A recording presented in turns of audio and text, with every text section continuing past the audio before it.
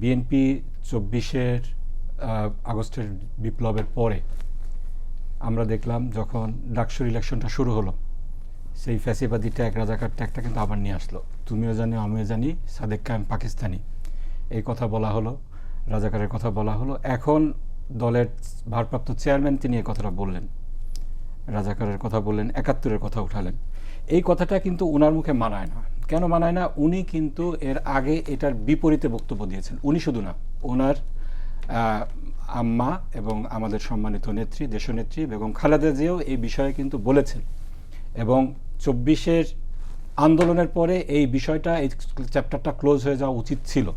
আবারও নতুন করে এই ফ্যাসিবাদী ন্যারেটিভ আনা হচ্ছে, এটা দুঃখজনক। তারেক জিয়া কি বলেছিলেন? তারেক জিয়া বলেছিলেন, আমরা অতীতে যারা পাকিস্তানের পক্ষ নিয়েছিল তাদেরকে আমাদের সরকারে নিয়েছি, কিন্তু তাদের কারো বিরুদ্ধে, আই রিপিট, তাদের কারো বিরুদ্ধে ৭১-এর কোনো মামলা হয়নি। জামাতের কোনো নেতার বিরুদ্ধে ৭১ নিয়ে কোনো মামলা হয়নি।